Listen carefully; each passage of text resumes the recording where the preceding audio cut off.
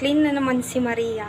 So, kukunin ko na yung CCTV, guys. Kasi, kahit hindi ako inutusan, nilalagay ko talaga yan sa sala.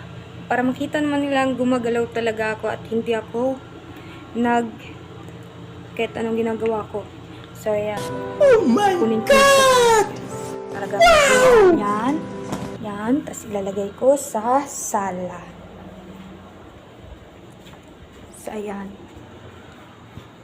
Dito ko yan laging nilalagay. Guys! Maria, exercise muna.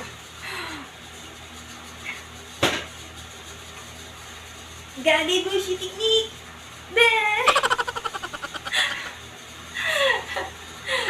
Bagay!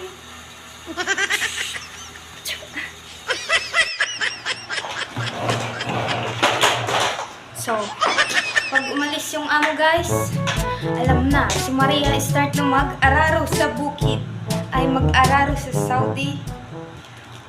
Saudi bahay. Oh my God! Ala.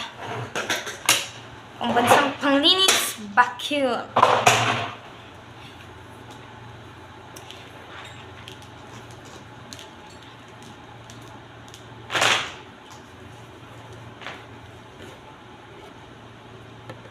Init mo na si Maria, guys, kasi bago siya mag-upisa magtrabaho, kailangan mo niya magkape para gising ang diwa niya. Pag isa kang OFW, coffee is life na talaga. Ewan ko, yan ang pangpagising. So, 1 spoon of coffee. Wala, siga talaga mong mata na. And sugar.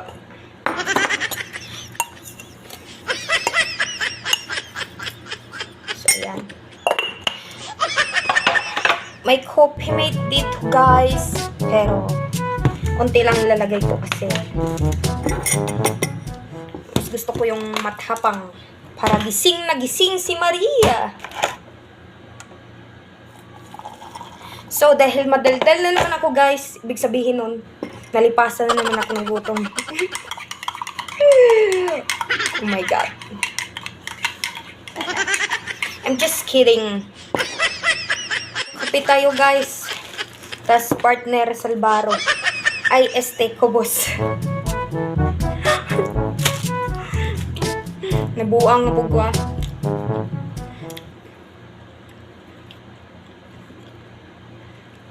So, ayan.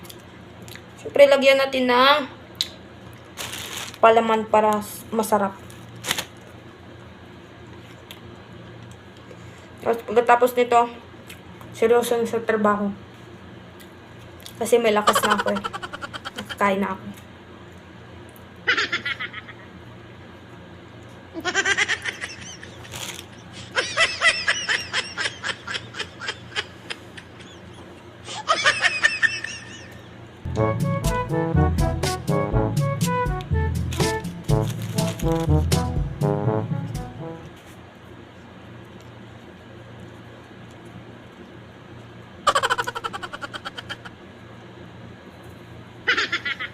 Diyan lang kayo mga hugasan.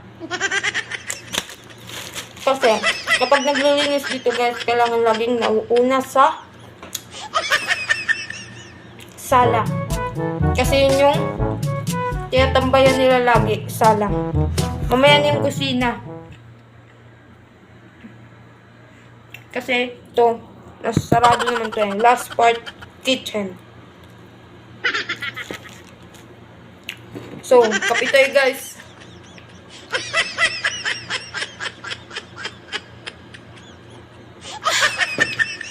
Sarap yung kape.